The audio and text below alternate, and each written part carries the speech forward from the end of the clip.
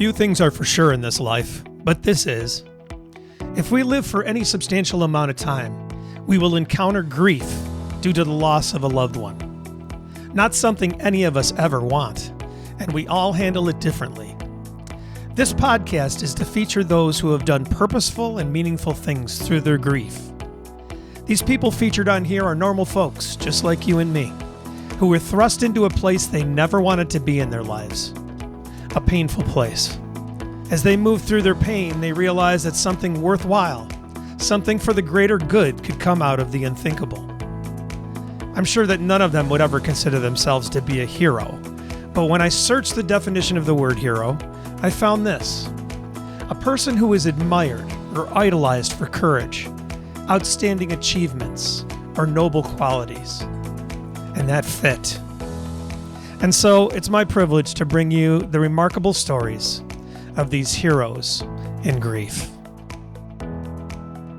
Hi, everyone. This is Tom, your host for the Heroes in Grief podcast, and the response has been incredible so far, and I want to thank you for that. It's getting out to people, and they're letting us know that it's helping them, and that is what it's all about. I want to make you aware of a way that you can support this podcast without having to spend 1 cent, and that is through affiliate marketing. I've set up affiliate marketing for online shopping. If you do online shopping, then I have links to all the major retailers, most of them anyways, and I can provide them for you so that when you buy online through those links, you'll help support the podcast through the percentages that we get. It doesn't cost you anything more. You just shop like you regularly would on the sites that you love. It's very easy. All you have to do is shop. And that's it. Just let me know the links to the places that you want to shop at, and I will provide the affiliate links so that you can do it. If you want more information on this, you can go to heroesandgrief.com. It takes you to the Linktree page where a video explains it in a little more detail. But you can always email me at tom@heroesandgrief.com, and I can answer questions for you. But you can support the podcast that way, and it's very easy, very simple, and it doesn't cost you a cent. Isn't that great? Thank you. Now here's today's episode. Hey everybody, welcome to Heroes in Grief. Today we have Meg Stainer with us.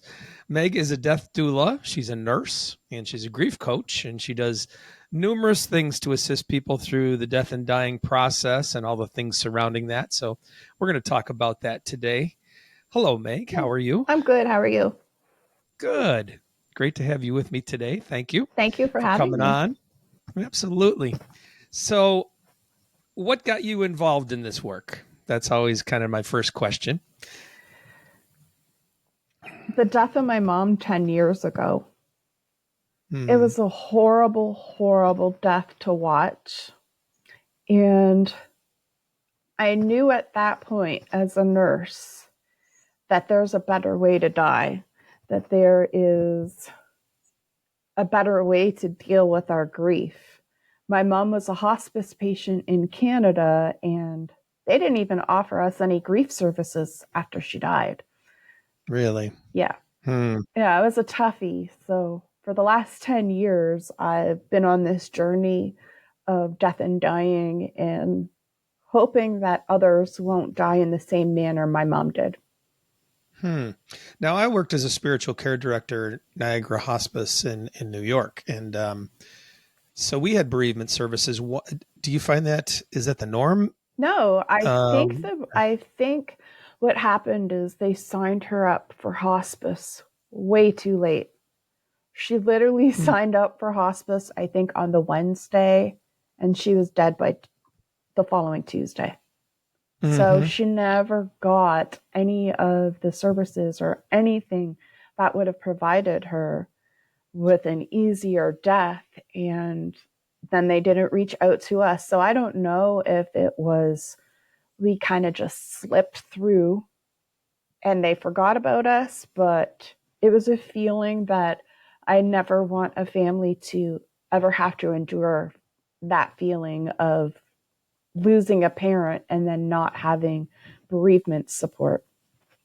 Yeah, I don't know if that it's not the norm. I don't think for hospice. No, but, it's not.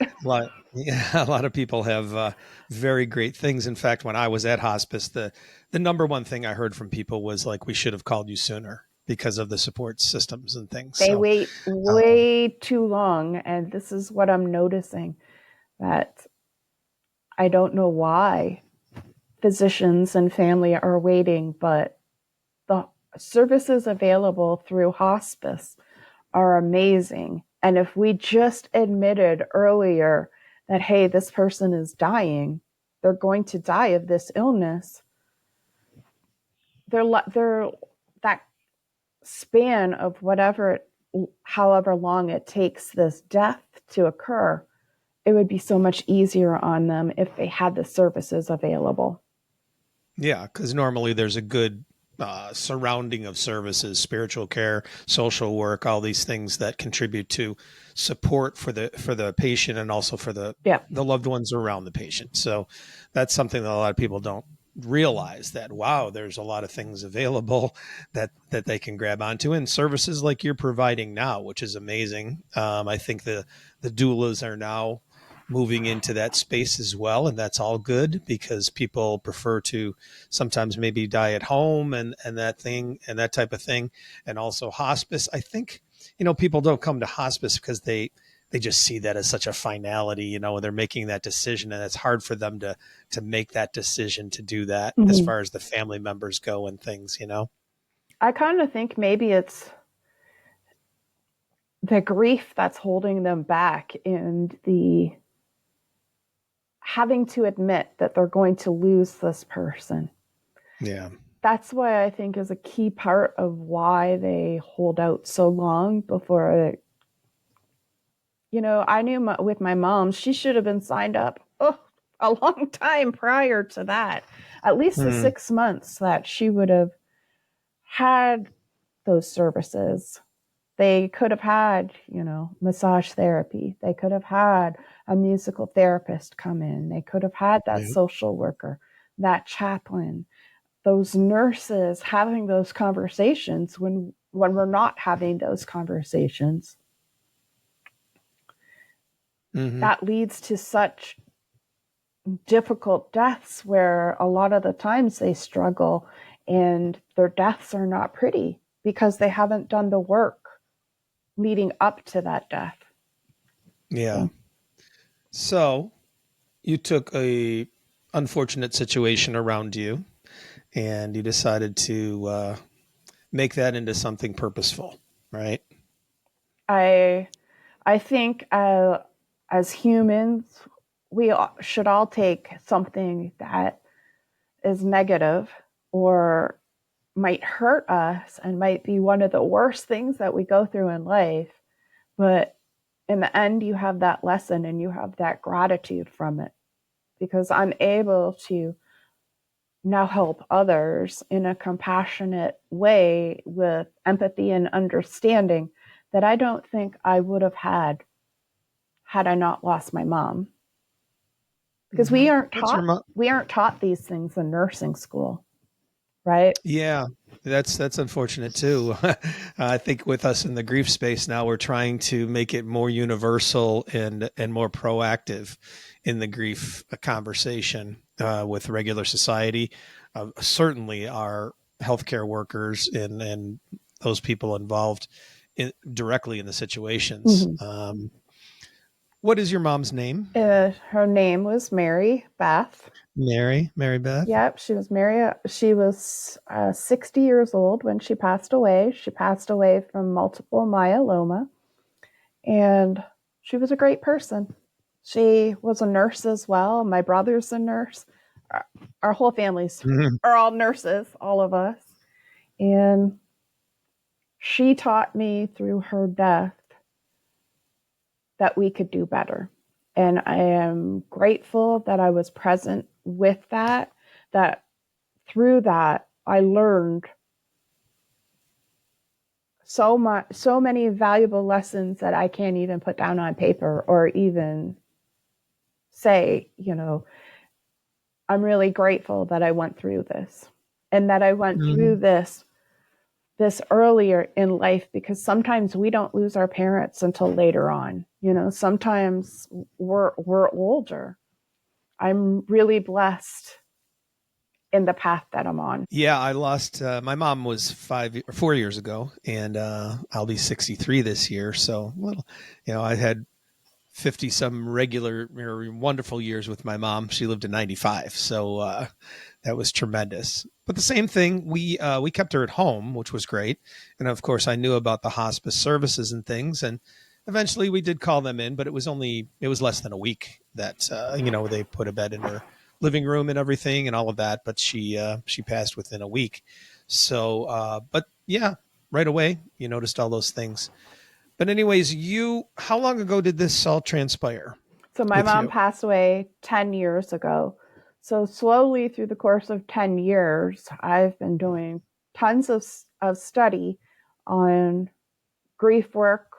I've thought about going back to school to become a grief therapist, but let's be real. I'm 47 years old. I don't want to. That's real. But there's plenty of resources out there to gain knowledge and expertise in this area. So I don't think you really need to do that. There's plenty of peer-to-peer people who have taken these trainings and things that are just as effective for people. So your life experience makes you an expert in it. I think everybody is an expert in their own grief, because we can't really. Sometimes I could give suggestions of how to move forward, but I could say, oh, well, I've gone through something similar, but their story is their story. Mm-hmm. That's why I like getting the stories out there. But I always find something valuable in people's stories. It's interesting because it is their story. It's totally different, but there's always something that unites us or something you can draw out of it that can encourage you in your own journey. So that's remarkable. That's why I like telling or getting these stories out there and everything. So are you still a nurse now, or did you move forward into? I live in Michigan. I'm a nurse right now. I'm gearing into potentially becoming a hospice nurse. My goal is hopefully to change the face of hospice as we see it right now, and that we can include doulas in with hospice care, because right now they're not federally funded. Birth doulas just became funded federally, and as I say, not every woman in this world is going to give birth, but every single one of us is going to die. So it'd make more sense in my eyes to allocate money that would be able to help everybody and not just a select few, because every single one of us is going to die. That's fact. And I really think these models of hospices that are starting to integrate doulas into their services, they're seeing amazing impacts because of it. Because we got to get to the conversations and talking to these patients about their grief. A lot of times they're not able to get it out. They don't know how to get it out. They don't know how to talk to people about what they're going through. And so you could go in as the hospice nurse and ask them, how you doing? Or the social worker, and they could say, oh, I'm fine. But they're not. So asking them the little questions of starting their life stories, that can segue into talking about grief and how do you move through it? How do we reconcile with the fact that we're going to die or our loved one is going to die? That's a hard thing to face, and I don't think that we're quite there yet in helping them, if that makes sense. I think of the doula too, if that is implemented, that they allow them the time that they need, because social workers, a lot of them have expertise in talents and being able to do that, but their caseload is usually so high so they're not able to apply the time where I'm picture a doula come in, be able to develop a relationship with the patient, develop a relationship with the family members, and be able to spend that time to gain that trust and everything else so that the people can express what they need to. Yeah. That's a dream right there, because we know how things go, right? Yeah. When they implement something, all of a sudden it's like, oh, well, we got to be efficient in, financially with this. So we got to do this. And they forget the human element. Well, that's what I really said. When Cicely Saunders started hospice way back in the day, she didn't think that those patients would become a medical record number. We've forgotten sometimes that that's a person too. It's not just a medical record number. And that you have social work that is inundated with the number of patients they have, or chaplains that are overloaded because they can't get to everybody. So what happens to that patient in the meantime? Who can talk to them? Who can help guide them through and at least talk about it and get it out? Yeah, it's unfortunate. I was a director at the hospice I was at, and the number thing, I always struggled with the number thing. It's a business. It's a business. There's just no way around it, unfortunately. So, and struggling with that and the human aspect of why you're really there.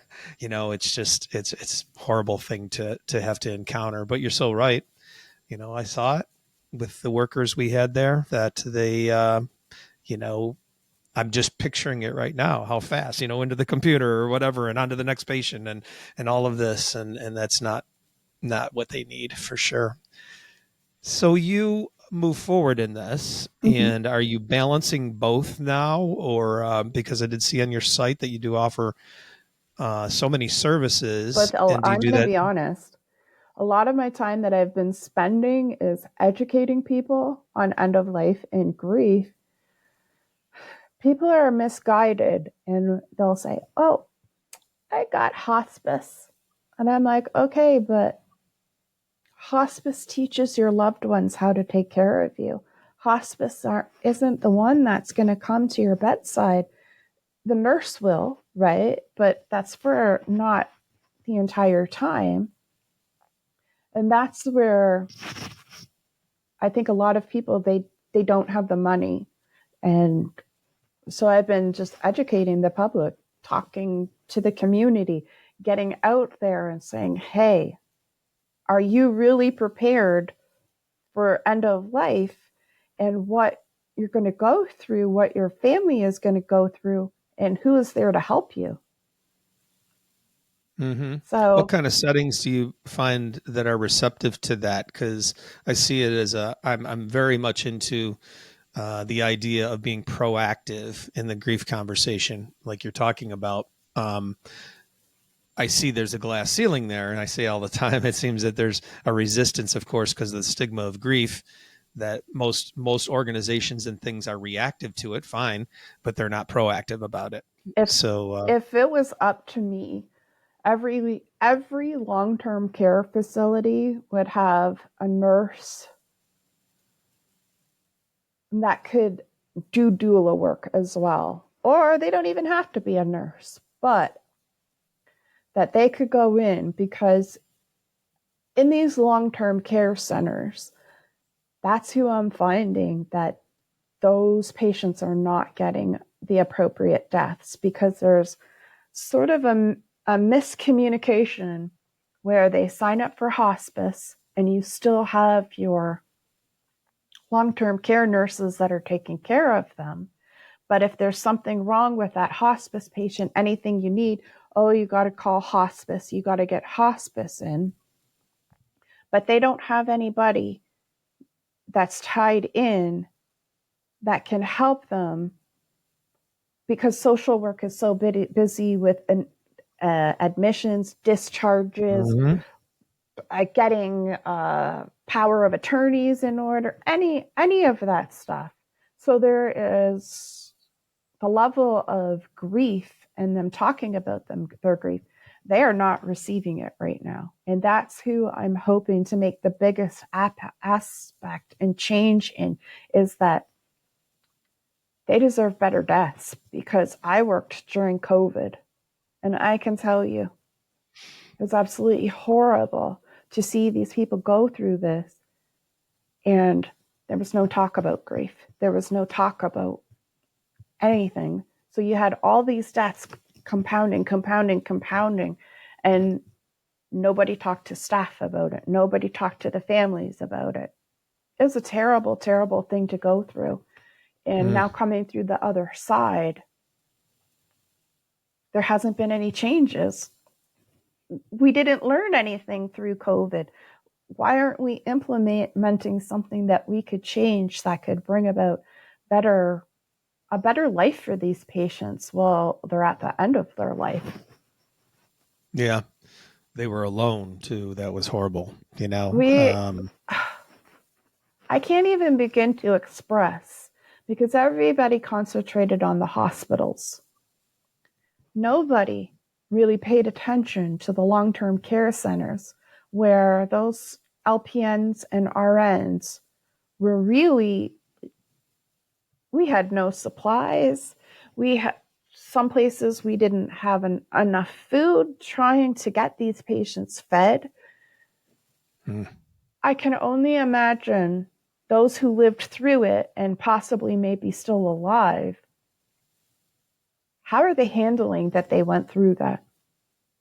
Because I guaranteed, betcha nobody's talked about it with them. It's bad enough. I'm an entertainer in care centers. That's what I do during the days. Almost every single day, I perform at a facility around here, and it is bad enough, the life that they live there. Not saying they're all bad. I'm not saying all the facilities are bad. They do the best they can, and a lot of them are very attentive to the patients and take care of them. But still, they've given up their lives. They've given up, their homes. They've given up, everything in there, and they're there. And so to come there, for me personally, to perform for an hour for them and to give them a respite of the life they're living in there is so satisfying and rewarding. But what you're talking about there, they go right back into that room, and they spend a lot of time there. There are activities and things that go on, but yeah, they need that addressed in them, and to an enormous degree, because of their life in general, how it's all changed and everything. And then they have this crazy thing that happens that totally flipped all of us out. And then they're stuck in that situation too. And in Michigan, they were bringing in COVID positive patients and putting them in long-term care centers. They did the same in New York State. Yep. Yeah. They deserved better. We all deserved better through that. But coming out the other side of it, we've learned a lesson, okay? Maybe we shouldn't do that again. Maybe we shouldn't put our most fragile patients with patients that are super infectious with a disease or an illness that's going to kill them. We need to do better. So I'm hoping that as a society worldwide, we learned from this, and that the treatment of the elderly, that we don't do that to them again, because those men and women were the backbone of this country. They've made this country what this country is. And now they're being treated, just thrown in a room, forgotten about. I think it would be amazing if doulas started working on them when they're on the palliative level, so we could get their stories. We could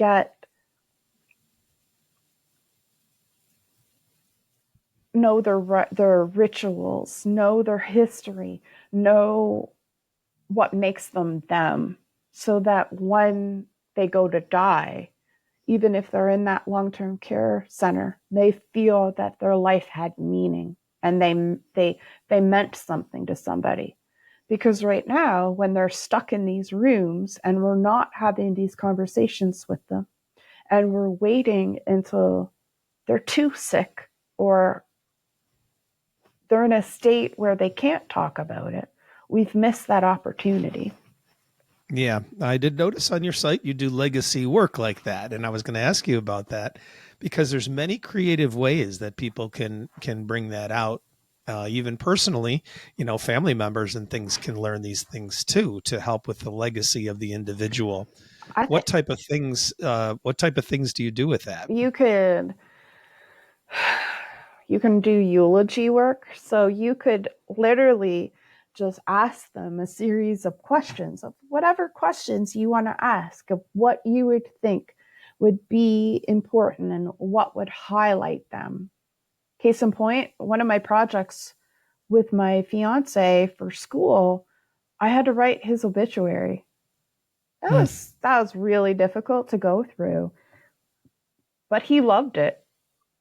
And as I'm sitting here thinking now, wait a minute, why are we waiting? Why are we not asking these questions and having the loved ones tell their story? We could have it at their funerals to say, this is what I want to tell everybody. This is, whatever. You can do artwork.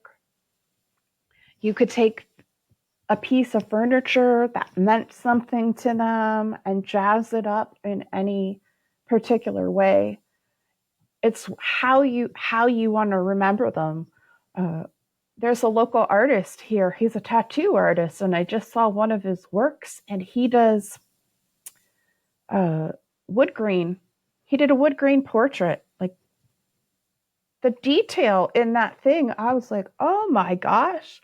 And I said, you need to be offering this to people because this is amazing work.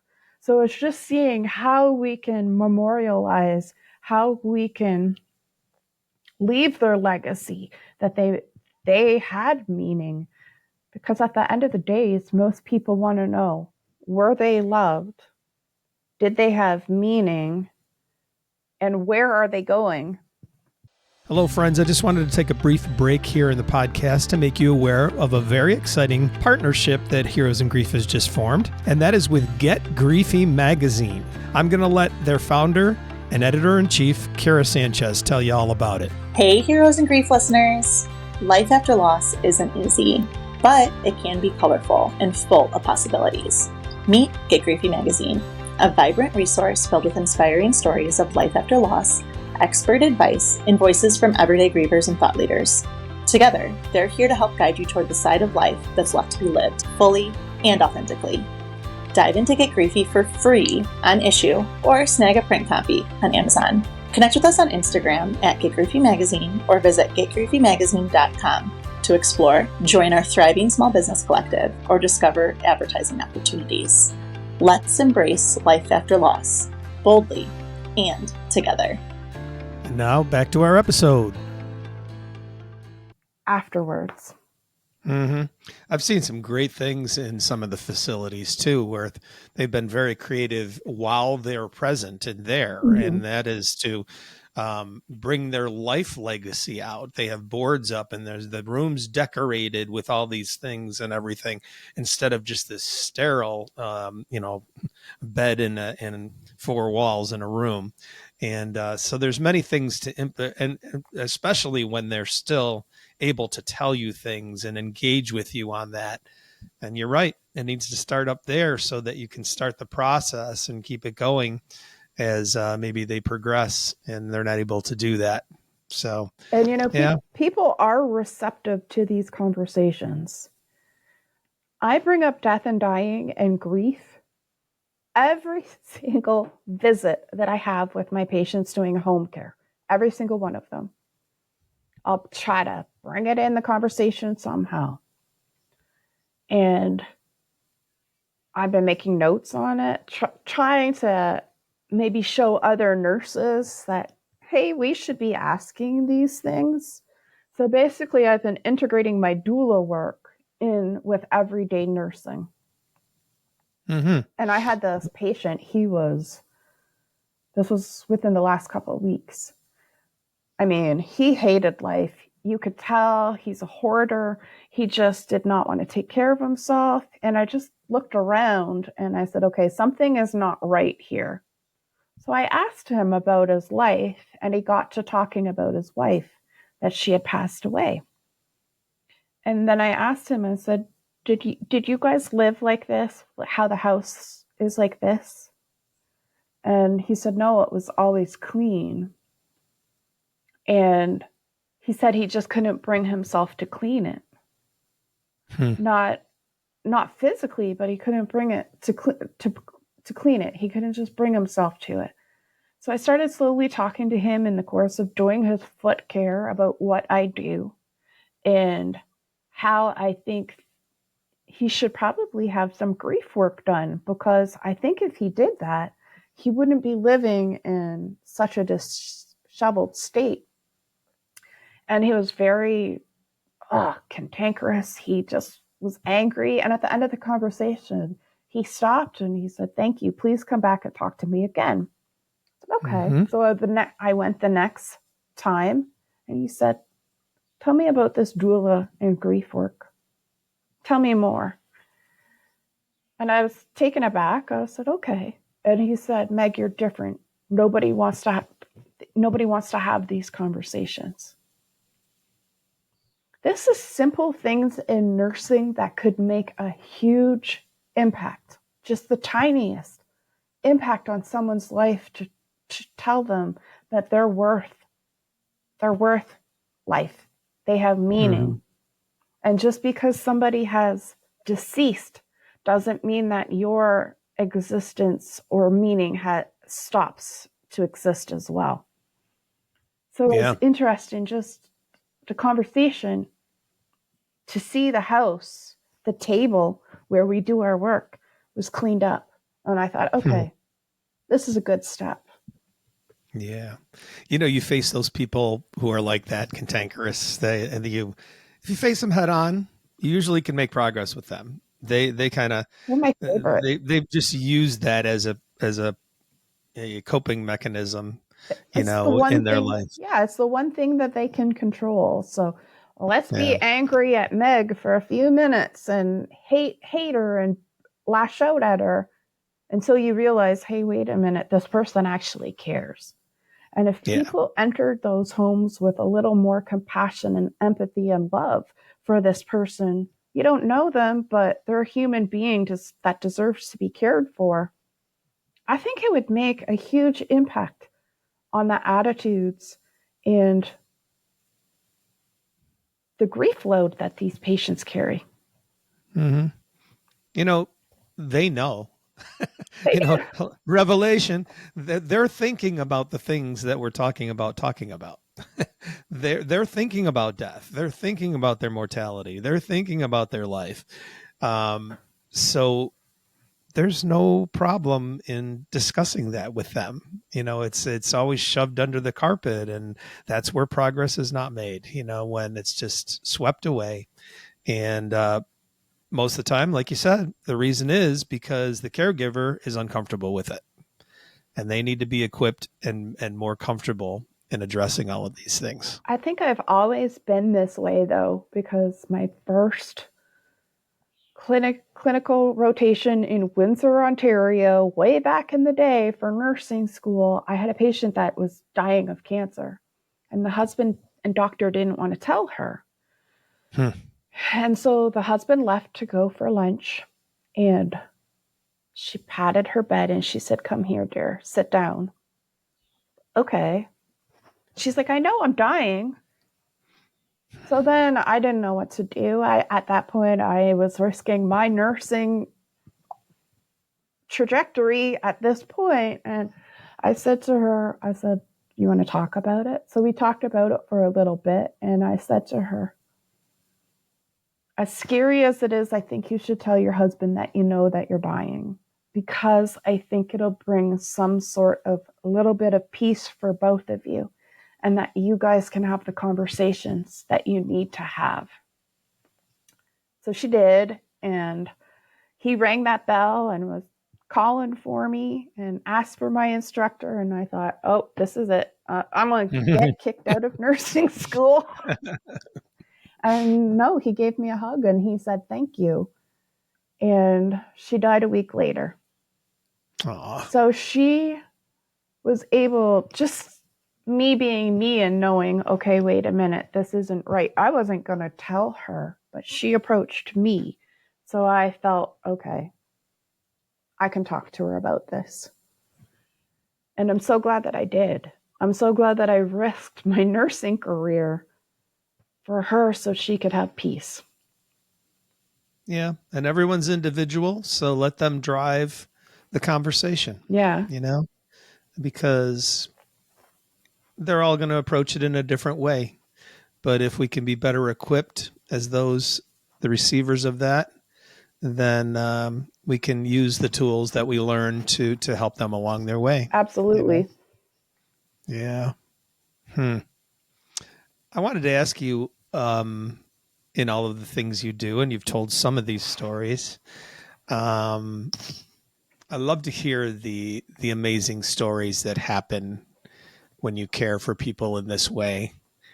So I figure there's probably, some that stick out to you. Okay, so I had a patient. I was not doing doula work. I was just doing private duty for this patient. And she had been a hospice patient, but the daughter took her off of hospice because she thought her mom could use some therapy.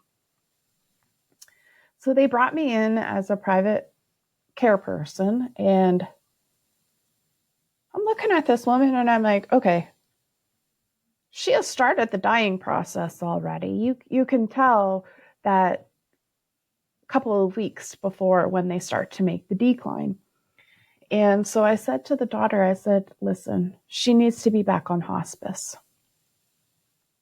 And we talked about it. We talked about why she didn't want to put her back on. And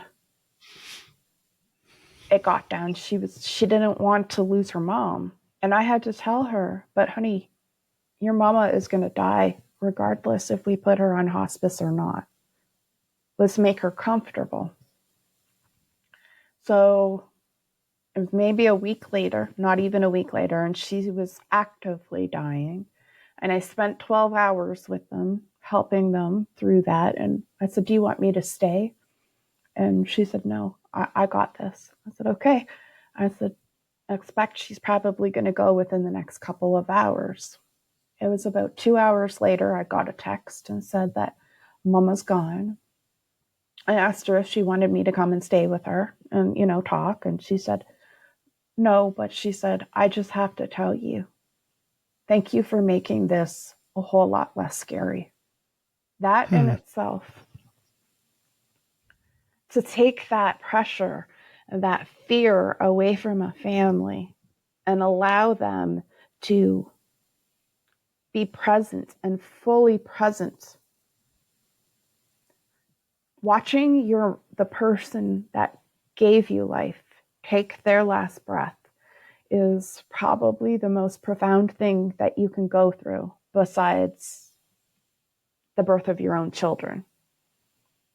It does something to you. And I'm so incredibly grateful and honored that they allowed me into that space and to help them to know that death is okay. Yeah, that's what I used to say to people when they'd ask, how can you work in hospice, And I used to say the focus is not just on that occurrence, death. The focus is, and the rewards are from that type of thing, family members coming to you afterwards and saying that you somehow made an impact on them. And I always felt it, just like you just said, what a privilege to be brought into someone's life at one of the most poignant times, the most poignant time of life, really. And so it's an honor. It's an honor and a privilege. It 100% is. And I think a lot of times nurses,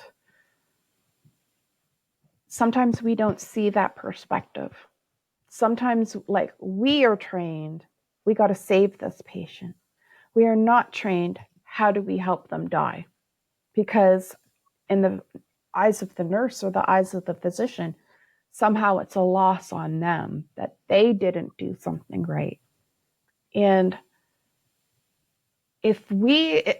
honestly, I think if this was one of the first classes that nurses and physicians are taught in their training, that this is natural. Yeah, you are going to try to fight like hell to keep them alive.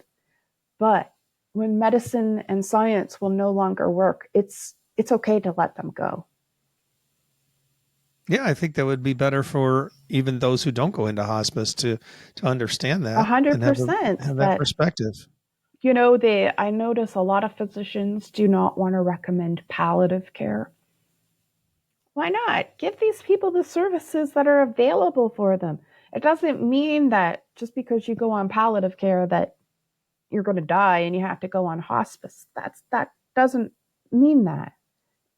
Maybe that might be your trajectory, but right now that doesn't mean that. So hopefully, with a little bit more education and talking to physicians just on a level like this, of like, hey, what is the reasoning of you not wanting to do this? We're not doing that. Yeah. And the families are suffering because of it. Yes. You have a website. So do you do this work privately as well still? Yep. I offer it out into the community. I am really hoping that the community will understand that doulas are worth getting paid. But I'm a loving, compassionate person that I would probably do this for free for people as well, because I can't in good faith just watch somebody die and not help them. There is a foundation in Michigan. It's called the Evergreen Foundation. And they do have where it's a collective fund. It's a nonprofit, and it'll allow people who provide end-of-life care to get funding. So you could get reimbursed if you go take care of Mrs. Jones and they're not quite on hospice yet, but they meet the requirements. I think that there should be more foundations like that in every state. Yeah. Yeah, it's tough enough when you're trying to balance all of that and the stresses that are brought upon you with all of that. Yeah. Well, anything else that you'd like to share about what you do or experiences or anything? I can tell you the experiences of death that I don't know 100% what happens after life, but I can tell you what I've witnessed through death is that everybody's calling out, they're reaching out, they're seeing things that we don't see. I truly believe it's the other side. You know, I truly believe that if we allowed patients to see this without judgment and not say, oh, well, there's nobody there, or medicate them, you know, I'm really hoping that this face will in some way change the face of death care, because we definitely need it. And I love that you bring people on to talk about grief and death and dying. I think that is amazing what you do. The public needs to hear more about this, and they need to know that this is a natural thing. Death is the last thing that we go through. It's the last ritual that we have in our human shell. We should make the best of it. Thank you. I appreciate that. And yeah, I mean, I'm just a normal guy, you know, and I still struggle with, because our society has inundated us with this perception of it for so long, that although I firmly believe that, I know that the things you said about hospice and people dying is absolutely true. It happens way too often for it to be just something that's, you know, whatever. I've seen the experiences for sure. But yeah, you know, we need to, in normalizing this conversation, I guess is what I'm trying to get at, that even within myself, I'm trying to bring myself to that point of that acceptance fully. I'm at a high degree in it, but I'm not fully there. And I still I wanted to, like you said, this is a normal process, a part of our lives, just like everything else. And we need to address it that way and have it be that way for people and stop being so resistant to it, as there's nothing we can really do about it, Yeah. right? Ultimately. So um, Yeah. let's embrace it. I honestly, I'm jazzed about dying. I can't wait until try to see what's on the other side. I thought about, if I got cancer, would I do chemo or radiation? I'm at the point in my life like, no, I'm good. I've lived my life. I'm good. I'm hoping that others will get to that sort of peaceful feeling about thinking about their own death, that it's going to happen. Sometimes we can't stop it, and that's okay. It's a natural thing that we go through. And instead of fearing it, we should look at face on and be grateful that we're going to go through this, because watching people die and watching the amazing deaths that they've had, I think is amazing. And I can't personally wait to experience it. It sounds lunacy, but I can't wait to see that final life lesson that we're given, and supposedly those rushes of information that comes through us right before we die.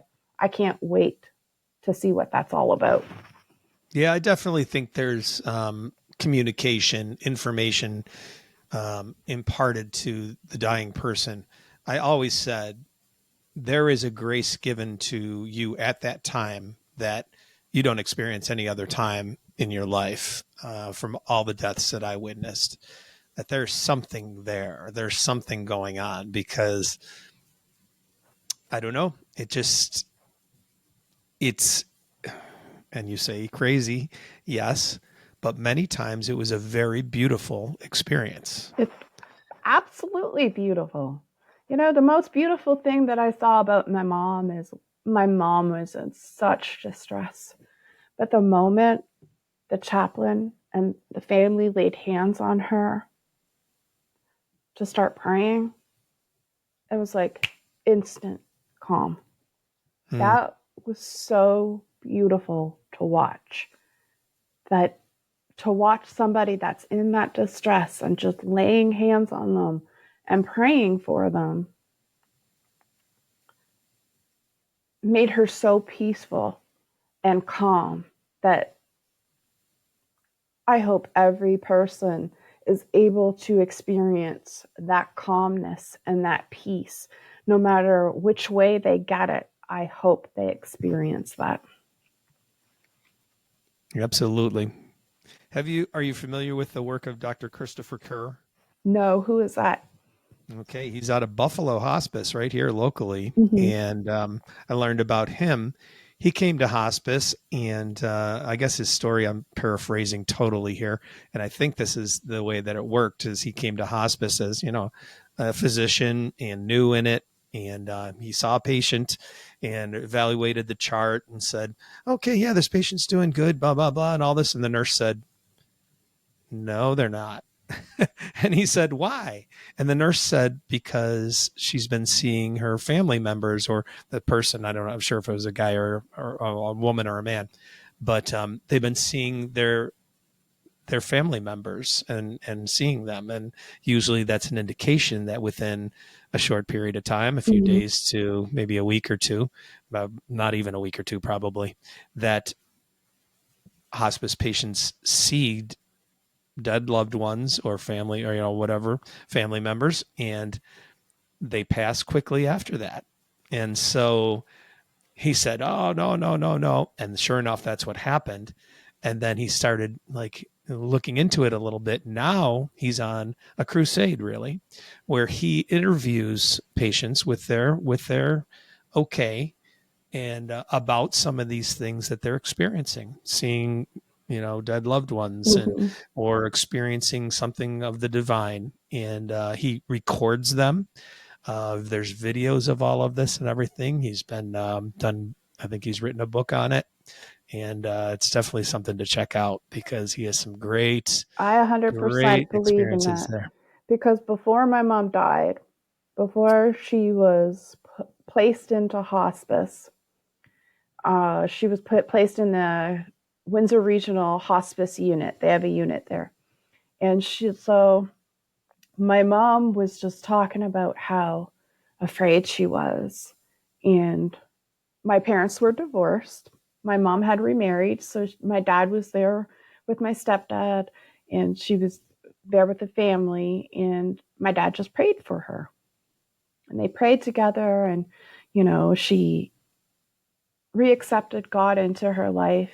And as she was dying, before she went into the coma, she kept saying, "Who's calling my name?" And she kept saying, "Who's calling my name?" And I kept saying to her, "Mama, that's Jesus. He's calling you home." So it was beautiful to see that, that calling out, to see her experience that, because not everybody goes through it, but 99.9% of them do in some way. We just need to be alert to it. When they're saying, "Hey, gotta pack my bags," you better clue in. They're going on their final destination, that's for sure. So yeah, it's far too often that it happens where they try to explain it away with morphine or whatever that they're experiencing that. But when it's so common and so many of the same type of things that people experience, that there's just no doubt. It made me question. Now, I'm not saying morphine and Ativan are wrong by any means whatsoever, but it made me question, are we taking away their consciousness a little bit, that we're taking away something that they should be going through because we're the ones oh, they're in distress, we're uncomfortable with it. If you want to use morphine and Ativan, go for it. I personally am hoping to have a conscious death as long as possible. Have you ever seen The Ecstatic Last Days? No. For sure, you have to watch that. It's a documentary. It's about an hour long that follows the death of this individual, and he had his physician act as his doula, and it showed his death. They show him dying. It's so beautiful. And my goal is to go down to, I think it's Asheville in North Carolina, to take their program. I need funding. I'm not going to be able to afford it by myself. So I'm hoping that eventually I'll have funding for it. But you go down, you take your class, then you have to actually go down and do a whole week of internship in how they provide death and dying. And if it's anything like how Ethan died on The Ecstatic Last Days, they're doing something right, that's for sure. It's an awesome documentary. I highly recommend it. I cried through the entire thing, but I was weeping tears of joy for him. It wasn't sadness, it was tears of joy that this man got the death that he wanted. And how amazing for him that he got it. Yeah. Wonderful. Yeah, crazy for people out there. I know you may be thinking we're nuts, but we're not, and we just need to integrate it more into our society for sure. Yep. And I think you're doing a great job, Meg. Thank you're you. Doing awesome. Thank you. Yeah. I try. I'm hoping, 47 years old and finally want to know what I want to do when I grow up. So it's interesting how we're brought on these paths, that change our trajectory totally. Yep. I love it. I'm very grateful for where I am. I'm very grateful for everything that I've gone through, the good, the bad, and it's made me who I am today. And I use that to try to help others. Do I think that my way is the best way? Absolutely not. I'm learning as we go along, but hopefully I'll make a positive impact along the way. It's the best way for the people that it's the best way for. Yeah. That's all we have to do is make ourselves available to that, right? Yeah. 100%. Thank you, Meg Stainer, for coming on Heroes in Grief. Awesome stuff. I love talking these subjects, and you brought out some very poignant and applicable things. And I hope. Thank you. Yeah, we'll get all your information in the show notes, and people can look you up, and they can contact you through that and things too, right? Yeah. I looking forward to it. Hopefully, this will touch somebody, and hopefully they'll maybe think about a few things that maybe they haven't really thought about, and that together, collectively, as a collective group, we can make huge impacts on death and dying. Great words and a great way to close out. Thank you, Meg. Thank you. Okay, bye. Thank you for listening to the Heroes in Grief podcast. If you'd like access to any of the links that we discussed in today's show, you can find them in the show notes. There's also a link there to support the podcast if you care to. And there is an email link for me there. I'd love to hear from you and your ideas about the show or what you thought about the show. You really can help out this podcast to get to more people if you subscribe, rate, or review it in whichever way your platform provides. Each week, Heroes in Grief is released on Sunday, so look for new episodes there. Thank you again for listening to Heroes in Grief.